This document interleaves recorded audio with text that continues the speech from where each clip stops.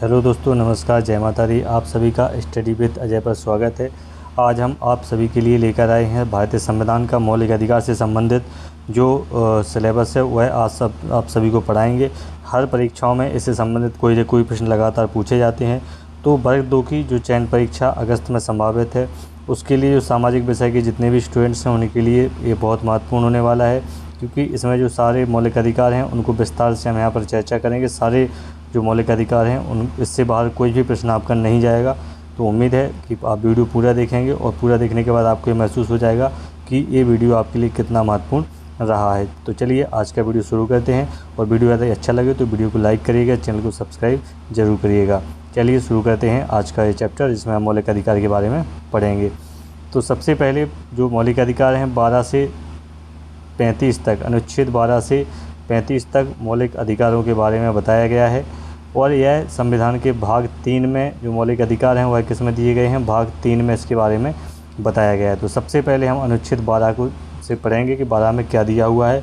तो 12 में सिर्फ इतना दिया हुआ है कि जहाँ आगे जितने भी मौलिक अधिकार आप इसमें पढ़ेंगे भाग 3 में, तो उसमें जहाँ भी राज्य लिखा होगा तो राज्य शब्द को यहाँ पर परिभाषित किया गया है। अनुच्छेद 12 में क्या बताया गया है, अनुच्छेद 12 में जो राज्य शब्द है उसकी व्याख्या की गई है कि राज्य शब्द के अंतर्गत कौन कौन से चीज़ें इसमें इंक्लूड होती हैं। तो अनुच्छेद 12 में कौन कौन सी चीज़ें हैं तो उसको हम यहाँ पर देख लेते हैं। तो भारत सरकार यानी भारत की जो सरकार है और संसद यानी कैबिनेट मंत्री, लोकसभा, राष्ट्रपति, राज्यसभा, जितनी भी चीज़ें हैं ये सारी चीज़ों को उस राज्य शब्द के अंतर्गत यहाँ पर शामिल किया जाएगा। इसके अलावा राज्य की जो सरकारें होती हैं और राज्य का जो विधानमंडल है उस सभी को भी राज्य के अंतर्गत शामिल किया जाएगा। यहाँ पर राज्य से तात्पर्य ये नहीं होगा कि कोई पर्टिकुलर एक राज्य जैसे यूपी, एमपी, बिहार के बारे में कोई बात कर दी गई हो, ऐसा नहीं है। राज्य का यहाँ पर विस्तृत वर्णन है, विस्तृत उसका मतलब है। तो उसको यहाँ पर कई बार परीक्षा में पूछा जाता है कि निम्नलिखित में से राज्य शब्द को से किसको परिभाषित किया गया है। तो अगर आपको जानकारी होगी तो आप उसमें से सही उत्तर लगा सकते हैं। जब पेपर अच्छा बनता है तो इसी प्रकार के सारे प्रश्न आपको देखने को वहाँ पर मिलते हैं। इसके अलावा सभी तो स्थानीय प्राधिकारी होते हैं उनको इसमें शामिल किया गया है राज्य शब्द में, और अन्य जो प्राधिकारी हैं उनको भी यहाँ पर शामिल किया गया है। तो अनुच्छेद 12 में क्या है, तो अनुच्छेद 12 में राज्य शब्द को परिभाषित किया गया है कि राज्य शब्द के अंतर्गत कौन कौन आता है। इसके बाद हम बात करें 13 की, तो 13 बहुत महत्वपूर्ण है। 13 से कई बार प्रश्न जो है यहाँ से आपको पेपर में देखने को मिलते हैं। महत्वपूर्ण क्यों है अनुच्छेद 13, क्योंकि अनुच्छेद 13 के द्वारा ही जो कोर्ट होता है, न्यायालय जो होता है, वह सरकार की किसी भी विधि को शून्य घोषित कर सकता है। ये बहुत बड़ी पावर यहाँ पर कोर्ट को दी गई है। जब कोई कोर्ट सरकार द्वारा बनाए गए किसी भी विधि को जो है अमान्य या असंवैधानिक घोषित कर देता है, तो कौन सी अनुच्छेद के अंतर्गत कर देता है, तो वह जो अनुच्छेद है वह अनुच्छेद 13 होता है। अनुच्छेद 13 के अंतर्गत ही जो है कोर्ट सरकार की जो विधि होती है उसको शून्य घोषित यहाँ पर कर सकता है। किस आधार पर, क्योंकि ये मूल अधिकारों से असंगत यदि होती है। इसके अलावा न्यायालय की शक्ति न्यायिक पुनरावलोकन की शक्ति कहलाती है। जो शक्ति होता है वह अनुच्छेद 13 यहाँ पर उसे प्रदान करता है। इसीलिए इसको क्या कहा गया है, इसे मूल अधिकारों का सुरक्षा कवच भी इसको कहा जाता है, और सजग प्रहरी भी इसको कहा जाता है। तो ये काफ़ी इम्पोर्टेंट है, अनुच्छेद 13 काफ़ी इम्पोर्टेंट है, इसको आप अच्छे से यहाँ पर पढ़ लीजिए। तो ठीक है, 13 अनुच्छेद किस संबंधित हो गया, 13 अनुच्छेद हो गया न्यायालय के द्वारा किसी विधि को जब शून्य किया जाता है तो कौन से अनुच्छेद के अंतर्गत किया जाता है, 13 के अनुच्छेद। और 13 में ही क्या बताया गया है, मूल अधिकारों को सुरक्षा कवच बताया गया है, और मूल अधिकारों का जो है इसे सजग प्रहरी बताया गया है। तो अनुच्छेद 13 से संबंधित महत्वपूर्ण तथ्य हैं। इसके बाद बात करेंगे आगे। इसमें अब बात है समानता के अधिकार की, स्वतंत्रता के अधिकार की। अब ये जो अधिकार है समानता का अधिकार, इसको अनुच्छेद 14 से लेकर अनुच्छेद 18 के बीच में इसको बताया गया है। जबकि स्वतंत्रता का जो अधिकार है उसको अनुच्छेद 19 से लेकर 22 तक इसमें बताया गया है। तीसरा जो है शोषण के विरुद्ध अधिकार, इसको अनुच्छेद 23 और 24 में इसको बताया गया है। चौथा जो अधिकार है मौलिक अधिकार, उसमें धार्मिक स्वतंत्रता का अधिकार यहाँ प्रदान किया गया है, जो कि अनुच्छेद 25 से अनुच्छेद 28 के बीच में इसको बताया गया है।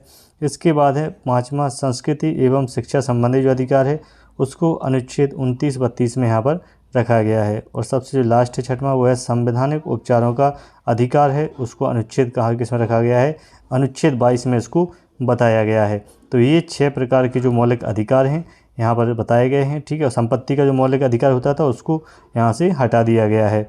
तो चलिए अब हम सारे मौलिक जो अधिकार हैं उन पर एक चर्चा करते हैं और आपको जल्दी से इसके बारे में बताते हैं।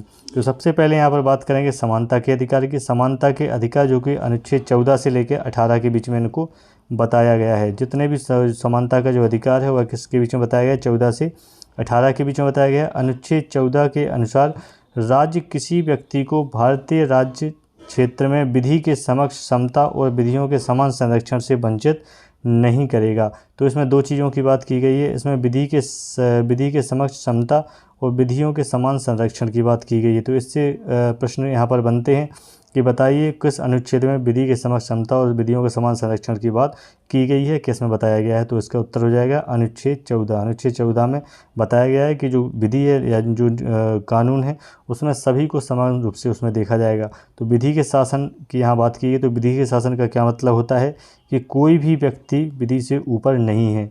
प्रत्येक व्यक्ति चाहे उसकी अवस्था या पद कुछ भी क्यों न हो, देश की सामान्य विधि के अधीन और साधारण न्यायालयों की अधिकारिता के भीतर होता है। ठीक है, विधि के शासन का मतलब है कि जो भी अपने यहाँ का संविधान है उससे ऊपर कुछ भी नहीं होगा। जो भी व्यक्ति जो भी क्या उसका पद कुछ भी हो, लेकिन उसका जो भी काम होगा वह संविधान के एक दायरे में ही होगा। इसके बाद है विधियों के समान संरक्षण की बात की गई है, यानी समान परिस्थितियों वाले व्यक्तियों को समान विधियों के अधीन रखना। यानी आप कोई भी यदि काम करते हैं तो एक काम के लिए चाहे वो किसी भी पद पर हो या सामान्य नागरिक हो, सभी के लिए यहाँ पर समान रूप से विधि उसके लिए काम करेगी। जो भी व्यवस्था होगी समान रूप से दोनों के लिए कार्रवाई यहाँ पर की जाएगी। तो 14 में विधि के समक्ष समता और विधि के समान संरक्षण की बात यहाँ पर की गई है। इसके बाद जो अगला अनुच्छेद है 15, अनुच्छेद 15 की बात करें तो अनुच्छेद 15 काफ़ी इंपॉर्टेंट है क्योंकि इससे काफ़ी प्रश्न यहाँ आपको देखने को मिलेंगे। अनुच्छेद 15 में बताया सबसे जो इम्पोर्टेंट है वह है कि यह जो मूल अधिकार है केवल नागरिकों को ही प्राप्त है। अनुच्छेद जो 15 है वह केवल किसको प्राप्त है, वह केवल नागरिकों को ही प्राप्त है। अनुच्छेद 15(1) में केवल धर्म, मूलवंश, जाति, लिंग, जन्म स्थान आदि इनमें से किसी आधार पर नागरिकों के मध्य विभेद को राज्य को जो है रोकता है अनुच्छेद 15(1) में। तो ये जो सब आर्टिकल्स हैं अनुच्छेद उसके अंदर के जो अनुच्छेद हैं उसको भी इस पर यहाँ चर्चा करेंगे क्योंकि कई बार उससे भी प्रश्न पूछ लिए जाते हैं पेपर में।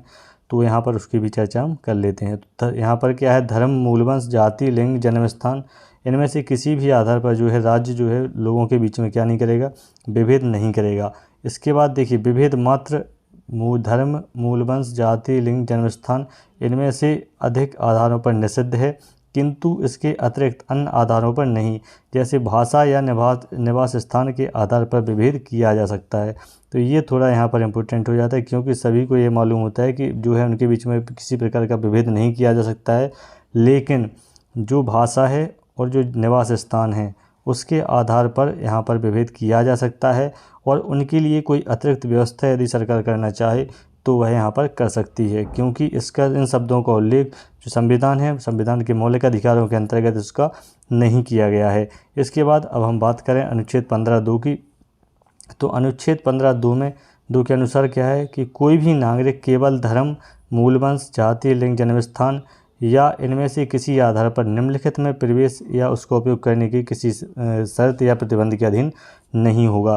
तो जो 15(2) है ये भी सबसे महत्वपूर्ण है क्योंकि इसमें बताया गया है कि किसी भी व्यक्ति को धर्म, जाति, जन्म स्थान आदि के आधार पर जो सार्वजनिक स्थान होते हैं वहाँ पर जाने से नहीं रोका जा सकता है। और वह स्थान कौन कौन से होते हैं उसको हम यहाँ पर देख लेते हैं। कौन कौन सी ऐसे स्थान हैं जहाँ चीज़ें हैं जहाँ पर जाने से किसी को नहीं रोका जा सकता है।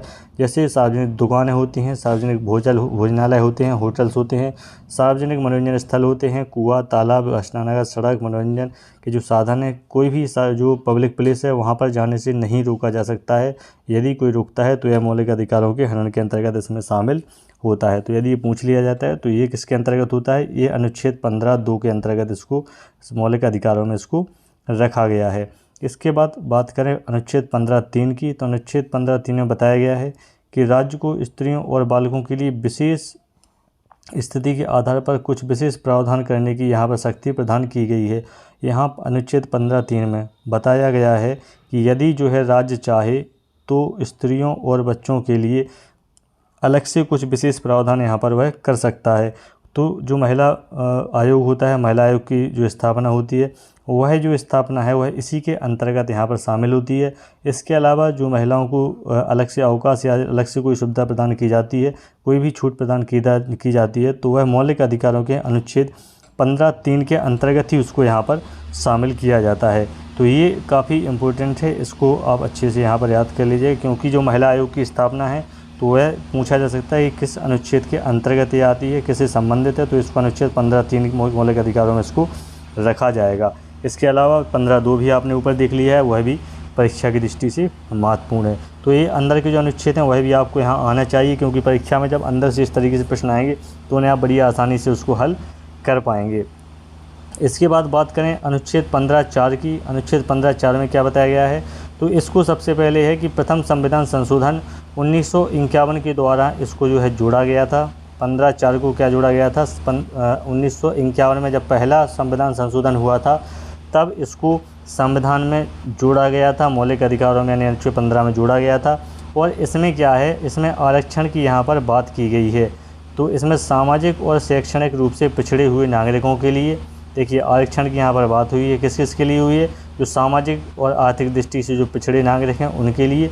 इसके अलावा जो एसटी की कैटेगरी के हैं, जो एससी कैटेगरी के हैं, जो एससी कैटेगरी है, इसके अलावा जो एसटी कैटेगरी है, इन सभी लोगों को शिक्षण संस्थाओं में जो है आरक्षण के बारे में बताया गया है। जब भी आप किसी भी पढ़ाई के लिए कहीं एडमिशन कराने जाते हैं तो वहाँ पर आपको जो आरक्षण मिलता है, वहाँ पर जो आपको रिजर्वेशन मिलता है, तो वह रिजर्वेशन आपको किसके अंतर्गत मिलता है, तो आपको इसको मालूम होना चाहिए कि ये जो रिजर्वेशन आपको मिलता है पढ़ाई में या कहीं भी जो सीटों में आरक्षण मिलता है वह अनुच्छेद 15(4) के अंतर्गत आपको यहाँ पर दिया जाता है। तो इसको आपको आना चाहिए, क्योंकि रिजर्वेशन के बारे में यहाँ पर तमाम जो प्रक्रियाएँ लगातार चलती रहती हैं, तो उसका नॉलेज आपको होना चाहिए। इसके बाद बात करते हैं अनुच्छेद 15(5) की। इसी प्रकार से देखिए 15(5) के बारे में किसके बारे में बताया गया है, तो 15(5) में जो निजी जो शिक्षण संस्थाएं हैं, जो प्राइवेट कॉलेज स्कूल होते हैं, तो उनमें जो रिजर्वेशन का संबंध होता है वह आर्टिकल 15(5) में इसको बताया गया है। अनुच्छेद 15(5) में इसको बताया गया है कि उसमें क्या आरक्षण का प्रावधान यहाँ पर रहने वाला है।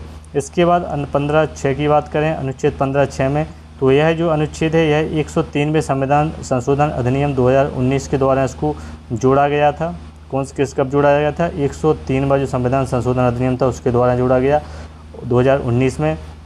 और इसमें बात की गई है ईडब्ल्यूएस में जो 10% का जो आरक्षण होता है, ईडब्ल्यूएस में 10% का जो रिजर्वेशन होगा, उसके बारे में जो जानकारी है वह अनुच्छेद 15(6) में उसको यहाँ पर बताया गया है। तो ये चूँकि अभी 2019 से चालू हुआ है, तो इसके संबंध में कई बार प्रश्न यहाँ पर आपको लगातार देखने को मिल जाते हैं कि जो आरक्षण की व्यवस्था है उसमें ओबीसी के लिए किस में आपको आरक्षण दिया गया है, किस अनुच्छेद के अंतर्गत दिया जाता है, और ईडब्ल्यूएस का जो हाल ही में 10% का आरक्षण का जो प्रावधान हुआ है वह संविधान के किस अनुच्छेद में उसको रखा गया है। तो आप यहाँ से बता सकते हैं कि ये जो आरक्षण है ये शैक्षणिक संस्थाओं में आर्थिक रूप से, ठीक है। तो ये जो सभी यहाँ आरक्षण की बात हुई है, ये सभी जो एकेडमिक जो आपको रिजर्वेशन मिलता है, तो वो रिजर्वेशन यहाँ पर आपको मालूम होने चाहिए कि किस अनुच्छेद के अंतर्गत आपको मिलता है, ठीक है। तो 15 में ये हो गया है। इसके बाद हम बात करेंगे अनुच्छेद 16 की। तो अनुच्छेद 16 में बात करते हैं लोक नियोजन में अवसर, यानी यहाँ बात होगी जब भी आप कोई जॉब के लिए अप्लाई करते हैं तो वहाँ पर क्या प्रावधान है उसके लिए, उससे संबंध में आपका क्या मौलिक अधिकार है, उससे संबंध में यहाँ पर चर्चा की गई है। तो अनुच्छेद जो 16 है उसमें कोई भी नौकरियों या जो लोक सेवा हैं उनमें नियोजन में अवसरों की समानता की यहाँ पर बात की गई है। तब हम बात करेंगे अनुच्छेद 16(1) की। तो 16(1) में बताया गया है कि राज्य के अधीन किसी पद पर नियोजन अथवा नियुक्ति के संबंध में सभी नागरिकों को समान अवसर प्रदान करेगी सरकार। तो राज्य जो है क्या करेगा कि जब भी कोई चीज़ वैकेंसी होगी तो उसके लिए समान अवसर सभी लोगों को यहाँ पर प्रदान करेगा। इसके अलावा दूसरे पर अनुच्छेद 16(2) में यहाँ पर बताया गया है कि केवल धर्म, जाति, लिंग, जन्मस्थान, उद्भव या निवास के आधार पर नागरिकों के मध्य कोई विभेद नहीं किया जाएगा। तो यदि इस प्रकार का कोई प्रश्न आता है आपसे, ये जो तथ्य है वो आपको फैक्ट दे दिया जाएगा और पूछा जाता है कि इसका प्रावधान मौलिक अधिकारों में किस अनुच्छेद के अंतर्गत किया गया है, तो आपका उत्तर हो जाएगा अनुच्छेद 16(2). अनुच्छेद 16(2) में बताया गया है कि धर्म, जाति, लिंग, निवास स्थान आदि के आधार पर किसी के मध्य कोई भेद नहीं किया जाएगा, सभी को समान रूप से यहाँ पर अवसर दिया जाएगा। इसके बाद बात करें अनुच्छेद 16(3) की, तो अनुच्छेद 16(3) में बताया गया है कि व्यक्ति को इस आधार पर निरयोग्य नहीं माना जाएगा कि वह किसी राज्य विशेष का निवासी नहीं है। तो ये ज़्यादा उतना इम्पोर्टेंट नहीं है, लेकिन ये जो ऊपर के दो हैं अनुच्छेद 16(1) और 16(2) ये बहुत ज़रूरी हैं। 16(3) में बताया गया है कि कोई राज्य किसी को इस आधार पर नहीं रोकेगा कि पर्टिकुलर आप उस राज्य के निवासी नहीं हैं, इसलिए आपको नौकरी यहाँ पर नहीं दी जाएगी। तो इसका उल्लेख किस में किया गया है, तो अनुच्छेद जो 16(3) है उसमें इसके बारे में प्रावधान यहाँ पर मौलिक अधिकारों के अंतर्गत किया गया है।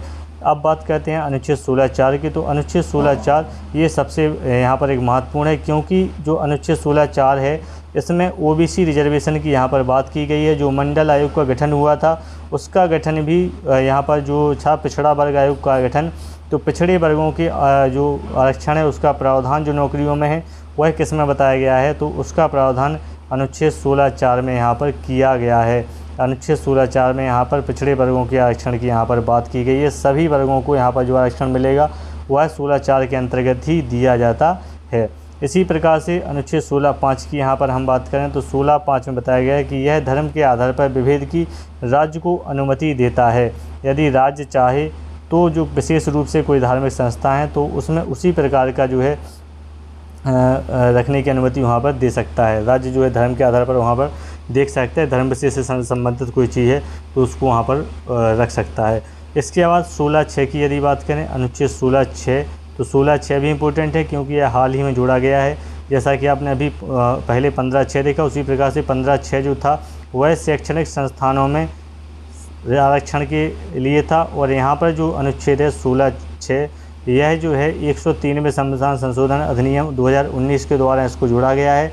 और इसमें ही EWS जो होता है, EWS में 10% का जो आरक्षण व्यवस्था चालू हुई है, EWS में जो 10% का जो आरक्षण यहाँ चालू हुआ है वह जो आरक्षण जो है नौकरियों में, ठीक है, नौकरी में जो 10% जो आरक्षण मिलता है उसका प्रावधान अनुच्छेद 16(6) में यहाँ पर किया गया है। अनुच्छेद 16(6) में इसका प्रावधान किया गया है। चलिए अब देखते हैं इसके बाद अगला अनुच्छेद 17 जो है, इसके बारे में आप सभी ने पढ़ा होगा क्योंकि ये कई बार परीक्षाओं में इससे संबंधित प्रश्न परीक्षा में देखने को मिलता है। ये है अस्पृश्यता का अंत, यानी छुआछूत का जो अंत है, छुआछूत की जो संबंधित जो धारा है, जो अनुच्छेद है वह कौन सा है, अनुच्छेद 17 में इसके बारे में बताया गया है। ठीक है, इसमें इसको पूर्ण रूप से निषिद्ध किया गया है, पूर्ण रूप से मना किया गया है। इसके अलावा इसके संबंध में कानून भी अलग से बनाए गए हैं। अगर कोई व्यक्ति इस प्रकार का मामला कोई सामने आता है तो उसके दंडात्मक कार्रवाई वहाँ पर की जाएगी। तो यहाँ पर इसके लिए एक दंड का प्रावधान भी रखा गया है। ठीक है, इसके बाद बात करें अनुच्छेद 18 की, तो इसमें उपाधियों का जो है अंत किया गया है। किसी भी प्रकार की उपाधियाँ लेने के लिए यहाँ पर क्या किया गया है, मना किया गया है। कोई भी व्यक्ति या राज्य कहीं से कोई उपाधि धारण नहीं कर सकता। इसके बाद बात करें अनुच्छेद 19 की, तो अनुच्छेद जो 19 होगा वहाँ से जो है स्वतंत्रता का अधिकार जो है, मौलिक अधिकारों में जो स्वतंत्रता का अधिकार है वह कहाँ से कहाँ तक है, तो अनुच्छेद 19 से लेकर अनुच्छेद 22 तक स्वतंत्रता के अधिकारों के बारे में यहाँ पर बताया गया है। तो अनुच्छेद जो 19(1) है, अनुच्छेद 19(1) में 6 प्रकार की स्वतंत्रताओं का वर्णन यहाँ पर किया गया है। कितनी स्वतंत्रताएं हैं, 6 प्रकार की स्वतंत्रताओं का। पहली स्वतंत्रता क्या है, वाक और अभिव्यक्ति की स्वतंत्रता, आप अपनी बात रखने के लिए स्वतंत्र हैं। दूसरी जो स्वतंत्रता है, आप शांतिपूर्ण और निरायुध यानी बिना किसी शस्त्रों के आप कोई सम्मेलन का आयोजन यहाँ पर कर सकते हैं, इसकी आपको स्वतंत्रता है। तीसरा है, आप कोई संगठन या संघ बनाना चाहते हैं तो वह आप बना सकते हैं, उसकी यहाँ पर स्वतंत्रता प्रदान की गई है। चौथी जो स्वतंत्रता है, भारत के राज्य क्षेत्र में अबाध संचरण की, आप पूरे भारतवर्ष में कहीं भी जा सकते हैं, इसकी आपको स्वतंत्रता प्रदान की गई है अनुच्छेद 19(1) के अंतर्गत। इसके अलावा जो 5वीं है वह कौन सी है, आप किसी भी भाग में जाकर निवास वहाँ पर कर सकते हैं। और चौथी जो 6वीं स्वतंत्रता जो है, 5वीं या 6वीं स्वतंत्रता कि आप अपनी वृत्ति आजीविका या कारोबार करने की जो है आपको स्वतंत्रता यहाँ पर प्रदान की गई है। तो ये 6 प्रकार की जो मूलभूत स्वतंत्रताएँ हैं उनको यहाँ पर अनुच्छेद 19(1) के अंतर्गत यहाँ पर रखा गया है। इसके अलावा जो प्रेस की स्वतंत्रता है, जो मीडिया की स्वतंत्रता यहाँ पर आती है, तो उसको वाक और अभिव्यक्ति की स्वतंत्रता के अंतर्गत ही यहाँ पर उसको रखा जाता है। जो प्रेस की स्वतंत्रता होती है, जो न्यूज़ के पेपर और जो मीडिया की जो स्वतंत्रता है, तो मीडिया की जो स्वतंत्रता का अधिकार है उन्हें अनुच्छेद 19(1) के अंतर्गत ही यहाँ पर रखा गया है। ठीक है, तो ये कई बार पूछ लिया जाता है पेपर में, तो इसको भी जानकारी आपको होनी चाहिए, काफ़ी ये महत्वपूर्ण है। इसके बाद बात करते हैं अगले अनुच्छेद के बारे में। तो अगला जो अनुच्छेद है अनुच्छेद 20, ये देखिए 19, 20, 21, 22 तीनों अनुच्छेद, चारों अनुच्छेद बहुत ही महत्वपूर्ण है। कई बार इससे प्रश्न परीक्षाओं में आपको देखने को मिलते हैं। अनुच्छेद जो 20 है यह अपराधों में दोष सिद्धि के संबंध में आपको बताता है, एक संरक्षण यहाँ पर प्रदान करता है। कोई अपराध होता है तो उसके जो दोष सिद्धि है उसके बारे में जो संरक्षण है वह आपको प्रदान करता है, एक सुरक्षा आपको यहाँ पर प्रदान करता है। तो अपराधों से संरक्षण या दोष सिद्धि से संरक्षण किस अनुच्छेद के अंतर्गत आपको प्रदान किया जाता है? तो अनुच्छेद 20 में आपको दोष सिद्धि के संबंध में संरक्षण यहाँ पर प्राप्त होता है। और संरक्षण कैसा होता है? 3 प्रकार का संरक्षण आपको प्रदान किया जाता है। सबसे पहला है, ये अनुच्छेद 20(1) में इसको रखा गया है, वह है कार्योत्तर विधियों से संरक्षण। यदि आपने आज कोई काम किया है और तो आज जो भी नियम आज प्रचलित होंगे उसी के आधार पर आपको आगे सज़ा का प्रावधान होगा, और जो भी प्रक्रिया आज की स्थिति में है उसी के अनुसार ही उसमें दंड की व्यवस्था होगी। ये नहीं है कि किसी चीज़ के लिए, यानी आज कोई अपराध किया उसके लिए जो दंड है वह 1 वर्ष है, और आने वाले अगले वर्ष में कोई संशोधन होकर यदि उसमें दंड का प्रावधान 2 वर्ष कर दिया जाता है तो ये जो 2 वर्ष है इसकी सज़ा आपको यहाँ पर नहीं दी जाएगी। जो 1 वर्ष का प्रावधान पहले था, चूँकि जिस समय घटना घटी तो उस समय का जो प्रावधान, जो संविधान या जो नियम होंगे वही आपके जो है वहाँ पर काम करेंगे। तो ये संरक्षण यहाँ पर आपको पहला दिया गया है कि कार्योत्तर विधियों से संरक्षण यहाँ बताया गया है कि जिस टाइम जो घटना हुई उस टाइम जो नियम है उसी के अनुसार आपको व्यवस्था आगे की जाएगी। इसके अलावा बाद में क्या चेंजेस होते हैं उससे उस पर कोई फ़र्क नहीं पड़ेगा। इसके अलावा जो दूसरा प्रावधान है, दूसरा संरक्षण है दोहरे दंड से संरक्षण। इसको अनुच्छेद 20(2) के अंतर्गत यहाँ पर रखा गया है। तो इसमें बताया गया है कि एक ही चीज़ के लिए, एक ही अपराध के लिए किसी भी व्यक्ति को 2 बार दंड यहाँ पर नहीं दिया जा सकता। एक ही व्यक्ति को एक ही अपराध के लिए 2 बार दंडित नहीं किया जा सकता। इसके अलावा तीसरा है आत्म अभिसंबंध से संरक्षण। आत्म अभिसंबंध से संबंध का मतलब है कि जब आपने कोई अपराध किया है तो आप किया है या नहीं किया, लेकिन यदि आप कोर्ट में पेश होते हैं या पुलिस के सामने पेश होते हैं तो वहाँ पर आपको इस चीज़ के लिए मजबूर नहीं किया जाएगा, विवश नहीं किया जाएगा कि आप अपने खिलाफ़ कोई साक्ष्य दें, यानी आप अपने आप खिलाफ़ कोई साक्ष्य देने के लिए यहाँ पर मजबूर नहीं किया जा सकता। तो इसका प्रावधान किस में किया गया है? तो इसका प्रावधान अनुच्छेद 20(3) में यहाँ पर किया गया है। तो अनुच्छेद 20 काफ़ी इंपॉर्टेंट है क्योंकि इसमें अपराधों से जो दोष सिद्धि है उसके संबंध में यहाँ पर बताया गया है। इसके बाद बात करेंगे अनुच्छेद 21 की। अनुच्छेद 21 जो कि आपने सुना होगा, पढ़ा होगा, लेकिन आज उसके बारे में थोड़ा विस्तार से हम यहाँ पर चर्चा करेंगे। अनुच्छेद 20 के बाद अनुच्छेद 21 जो है सभी को मालूम होगा कि इसमें प्राण और दैहिक स्वतंत्रता के बारे में इसमें बताया गया है। प्राण और दैहिक स्वतंत्रता के बारे में इसमें बताया गया है। लेकिन सबसे ख़ास बात क्या है कि समय समय पर जो सुप्रीम कोर्ट है उसके द्वारा इसकी परिभाषाएं यहाँ पर समय समय पर उस कोर्ट ने उसको परिभाषित किया है कि कौन कौन सी अधिकार हैं जिनको अनुच्छेद 21 के अंतर्गत इसमें रखा जाना चाहिए। तो हाल ही में जो डिसीजन सुप्रीम कोर्ट किया है उसके अनुसार आप देख सकते हैं, नंबर 1 विदेश जाने का अधिकार, इसको अनुच्छेद 21 के अंतर्गत यहाँ पर रखा गया है। प्राण और दैहिक स्वतंत्रता के जो है स्वतंत्रता है उसके अधिकार के अंतर्गत यहाँ पर अनुच्छेद 21 में रखा गया है। इसी प्रकार से जो एकांतता का अधिकार है, जो प्राइवेसी का राइट है, उसको भी अनुच्छेद 21 के अंतर्गत यहाँ पर रखा गया है। जीविकोपार्जन, यानी आप अपनी जो है कमाई कर सकते हैं, इसके लिए आजीविका के लिए प्रावधान, तो ये भी जो है प्राण और दैहिक स्वतंत्रता के अंतर्गत।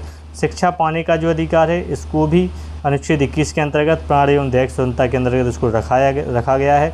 चिकित्सा सहायता पाने का अधिकार, यहाँ पर देखिए आप, ये एक्सीडेंट हो जाता था और क्या होता था कि एक्सीडेंट पर यदि आप किसी व्यक्ति को अस्पताल पहुंचाते हैं तो पुलिस के द्वारा आपसे ही उसके बारे में पूछताछ की जाती थी।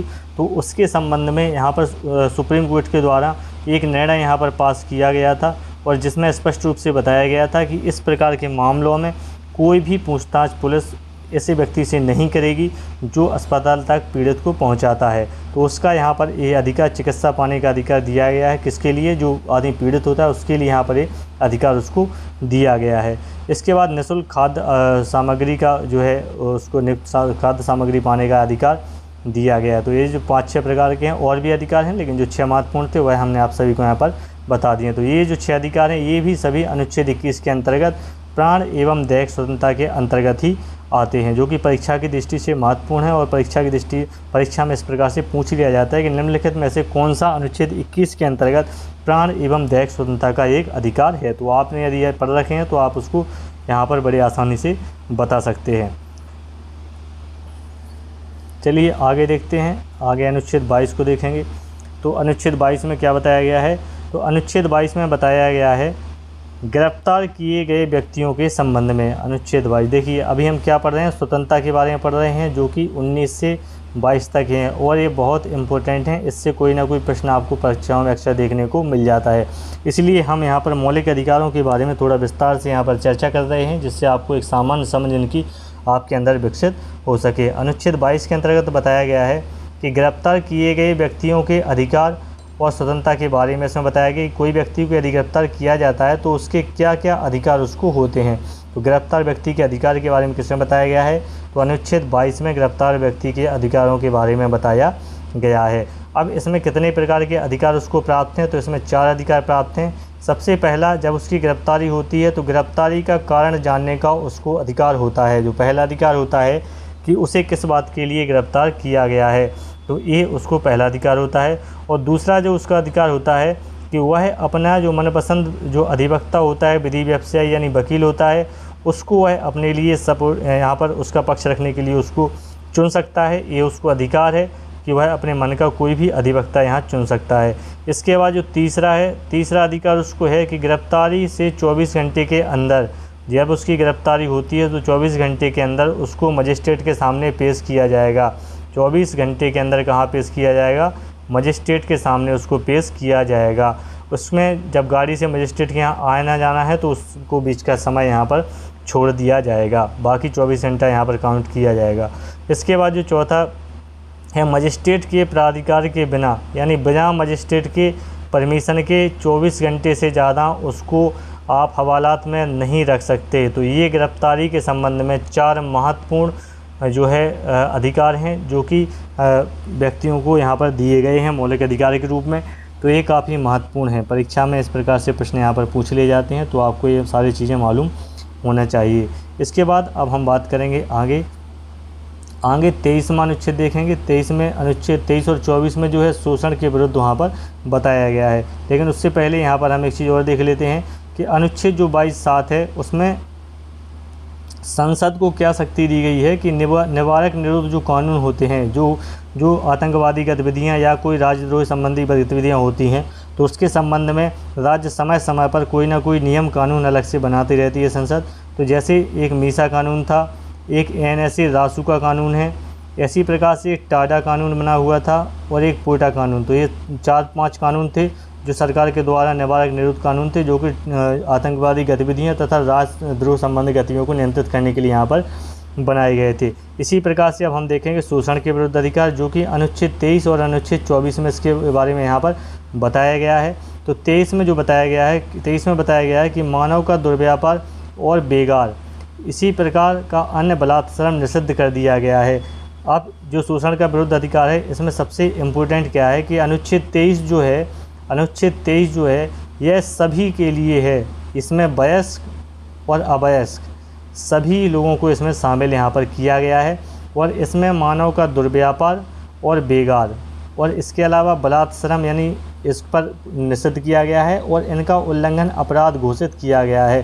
पूरे मौलिक अधिकारों में सिर्फ 2 ही अनुच्छेद ऐसे हैं जिसको अपराध घोषित किया गया है, जिसमें अनुच्छेद 17 और अनुच्छेद 23, ये 2 अनुच्छेद मात्र ऐसे हैं जिनके अंतर्गत यदि इनका कोई उल्लंघन करता है तो उसको यहाँ पर अपराध घोषित किया गया है। सिर्फ 2 अनुच्छेद यहाँ पर हैं, तो इसलिए ये थोड़े महत्वपूर्ण हो जाते हैं। इसके बाद हम बात करेंगे कि कौन कौन सी चीज़ें हैं जो मानव का दुर्व्यापार और बेगार के अंतर्गत आती हैं, तो उसके बारे में चर्चा हम यहाँ पर करेंगे। तो सबसे पहले यहाँ किसमें कौन से अनुच्छेद में है? तो अनुच्छेद 23 में मानव का दुर्व्यापार और बेगार और बलात्कार निषिद्ध यहाँ पर किया गया है। इसके बाद अब आप बात करें मानव का दुर्व्यापार और बेगार के अंतर्गत क्या क्या शामिल है। तो इसके अंतर्गत मानव दुर्व्यापार और बेगार शब्द में एक तो दास प्रथा, जहाँ कहीं भी दास प्रथा से संबंधित कोई चल रहा है चीज़, तो वहाँ पर उसको इस अनुच्छेद के अंतर्गत माना जाएगा। बेगार यानी बलात्श्रम, यानी बिना पैसा दिए किसी से कोई काम कराना, उसको बलात्श्रम या बेगारी प्रथा कहा जाता है। तो इस प्रकार से यदि कोई चीज़ चल रही है तो उसको भी अनुच्छेद 23 के अंतर्गत अपराध यहाँ पर घोषित किया गया है।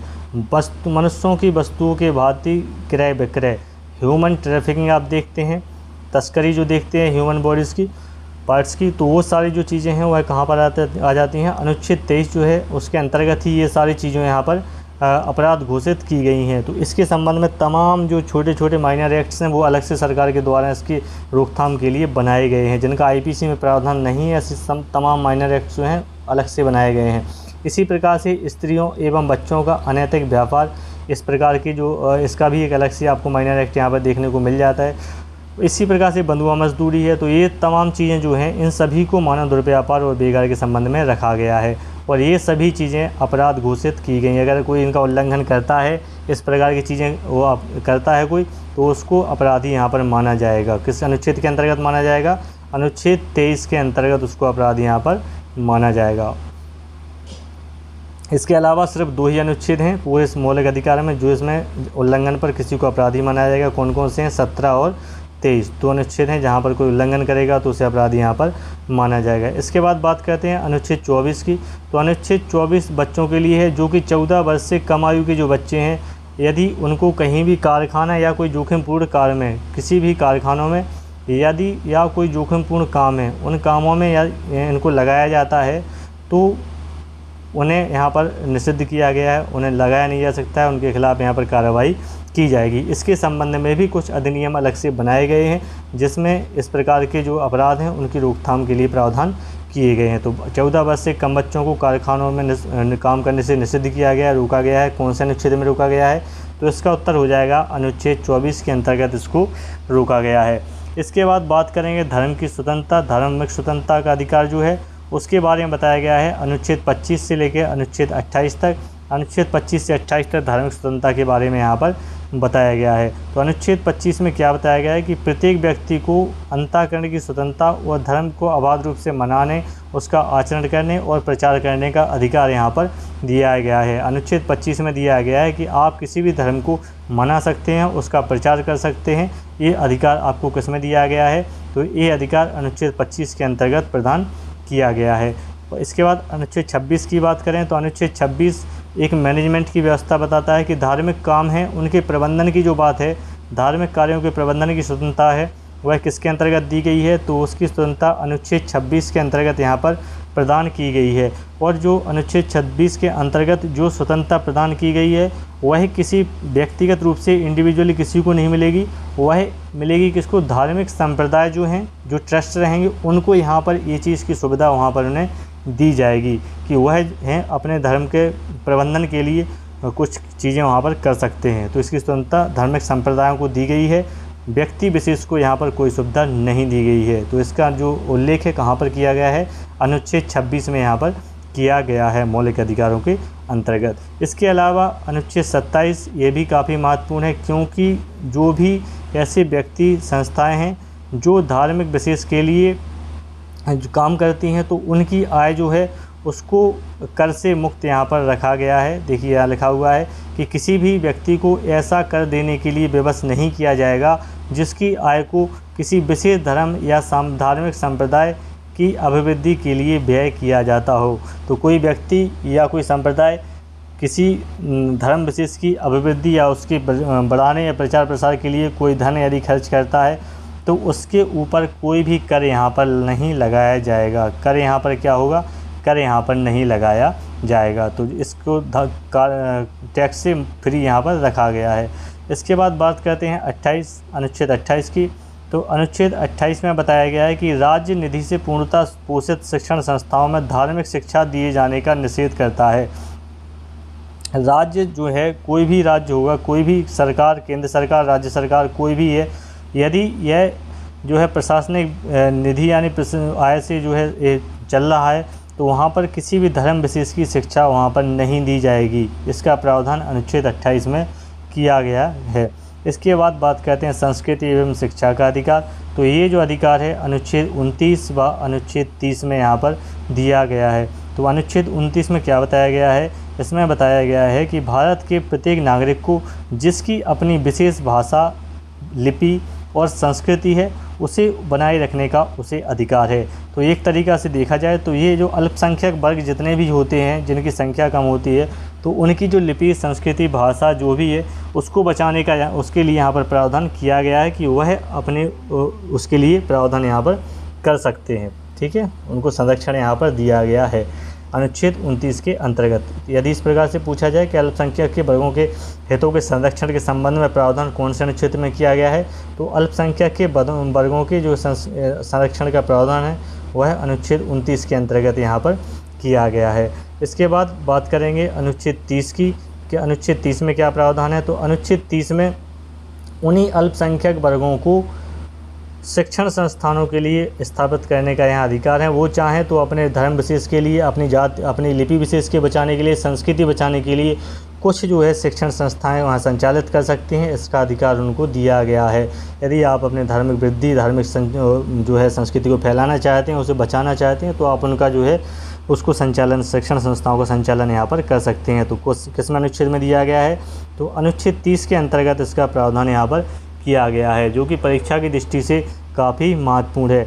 इसके बाद अनुच्छेद 31 जो कि भी महत्वपूर्ण है। अनुच्छेद 31 के अंतर्गत संपत्ति का मूल अधिकार प्रदान करता था। अनुच्छेद 31 में पहले क्या था, संपत्ति के मूल अधिकार को यहाँ पर मूल अधिकारों में रखा गया था अनुच्छेद 31 के अंतर्गत। लेकिन 44वें संविधान संशोधन 1978 के द्वारा अनुच्छेद 31 को निरस्त करके संपत्ति के अधिकार को मौलिक अधिकार की श्रेणी से हटा दिया गया है। तो पहले जो संपत्ति का अधिकार था वह एक मूल अधिकार था, लेकिन अब उसको 44वें संविधान संशोधन के द्वारा उसको हटा दिया गया है और मौलिक अधिकार अभी नहीं रहा है। ठीक है, तो इसको यहाँ से हटा दिया गया है। तो 31 में हो गया संपत्ति का अधिकार, जो कि अब उसको हटा दिया गया है। अनुच्छेद 32 की बात करें तो सभी को मालूम है कि अनुच्छेद 32 जो है संवैधानिक उपचारों की यहाँ पर बात करता है। संवैधानिक उपचार, जब भी किसी प्रकार के संवैधानिक जो मौलिक अधिकार हैं उनका जब हनन होता है तो उसके संबंध में यहाँ पर कुछ प्रावधान किए गए हैं। और अनुच्छेद 32(2) के अंतर्गत सुप्रीम कोर्ट के द्वारा यहाँ पर कुछ जो है रिट जारी की जाती हैं। 5 प्रकार की रिट यहाँ पर जारी की जाती हैं। और इसी प्रकार की रिट जो है अनुच्छेद 226 के अंतर्गत हाई कोर्ट भी यहाँ से जारी कर सकता है। अनुच्छेद 226 के अंतर्गत हाई कोर्ट भी इस प्रकार की रिटों को जारी कर सकता है। और अनुच्छेद 32(2) के अंतर्गत सुप्रीम कोर्ट इन रिटों को जारी कर सकता है। तो ये कौन कौन सी 5 रिटें हैं, इसमें सबसे पहली है बंदी प्रत्यक्षीकरण। बंदी प्रत्यक्षीकरण पहली रिट, दूसरी है परमादेश, तीसरा है प्रतिषेध, चौथा है उत्प्रेषण और 5वां है अधिकार परीक्षा। तो ये जो 5 प्रकार की रिटें हैं, ये 5 प्रकार के रिटों को सुप्रीम कोर्ट और हाई कोर्ट दोनों लोग यहाँ से जारी कर सकते हैं। सुप्रीम कोर्ट और हाई कोर्ट दोनों यहाँ से जारी कर सकते हैं। 32(2) के अंतर्गत सुप्रीम कोर्ट इसको जारी कर सकता है, जबकि अनुच्छेद 226 के अंतर्गत हाई कोर्ट इन सबको जारी कर सकता है। ये महत्वपूर्ण है, कई बार परीक्षाओं में से संबंधित प्रश्न पूछा जाता है। इसके बाद बात करते हैं अनुच्छेद 33 की। तो अनुच्छेद जो 33 है यह संसद को यह शक्ति प्रदान करता है कि कुछ विशिष्ट वर्गों के संबंध में विशिष्ट प्रयोजनों की पूर्ति हेतु मूल अधिकारों का निर्बंधन करने की यहाँ पर शक्ति उन्हें देता है। यह भाग 3 का अपवाद, यानी भाग 3 यानी जो मौलिक अधिकार हैं उनका ये अपवाद है अनुच्छेद 33, क्योंकि यहाँ पर जब संसद चाहे तो किसी विशेष परिस्थितियों में इनको निर्बंधित यानी इनको मौलिक अधिकारों को रोकने के लिए कोई शक्ति यहाँ पर बना सकती है। इसके बाद बात करें अनुच्छेद 34 की। तो अनुच्छेद 34 जो है उसमें बताया गया है कि किसी भी राज्य क्षेत्र में यदि सेना विधि यानी मार्शल लॉ लगा हुआ है तो उस कंडीशन में संसद को किस प्रकार से कानून बना सकती है, उसका प्रावधान यहाँ पर अनुच्छेद 34 में यहाँ पर किया गया है। इसके बाद सबसे लास्ट 35वां है, उसको हम देख लेते हैं। अनुच्छेद 35 के अंतर्गत संसद से यह अनुच्छेद 35 के अंतर्गत क्या है, अनुच्छेद 35 के अंतर्गत संसद से यह अपेक्षा की गई है कि वह उन कार्यों के लिए भाग 3 के अंतर्गत अपराध घोषित किया जाता है। जैसे देखिए यहाँ पर संसद को बताया गया है अनुच्छेद 35 में कि जो 2 अनुच्छेद हैं, अनुच्छेद 17 और अनुच्छेद 23, इनके अंतर्गत यदि कोई अपराध होता है तो इसके संबंध में जो विधि है, चाहे देखिए SC/ST एक्ट का गठन हो, चाहे SC/ST एक्ट का गठन हो या जो मानव दुर्व्यापार या ह्यूमन ट्रैफिकिंग के संबंधित जितने भी जो नियम कानून यहाँ पर बनाए गए हैं, सारी चीज़ों को अनुच्छेद 35 के अंतर्गत संसद को यहाँ पर शक्ति दी गई है बनाने की। तो इसके द्वारा ही ये सारे नियमों को यहाँ पर बनाया गया है। तो ये जो सारी चीज़ें हैं ये काफ़ी महत्वपूर्ण है। सारे जो मौलिक अधिकार हैं इनसे संबंधित कोई ना कोई प्रश्न परीक्षाओं में पूछा जाता है और ये सभी परीक्षा की दृष्टि से काफ़ी महत्वपूर्ण है। उम्मीद है ये सभी आपको अच्छे लगे होंगे और आपकी परीक्षा में काफ़ी काम आएंगे। यदि वीडियो आपको अच्छा लगा हो तो वीडियो को लाइक कीजिएगा, लोगों में शेयर कीजिएगा, सब्सक्राइब जरूर कीजिएगा। मिलते हैं नेक्स्ट वीडियो में कुछ नया टॉपिक लेकर, तब तक आप पढ़ते रहिए। नमस्कार, जय माता दी।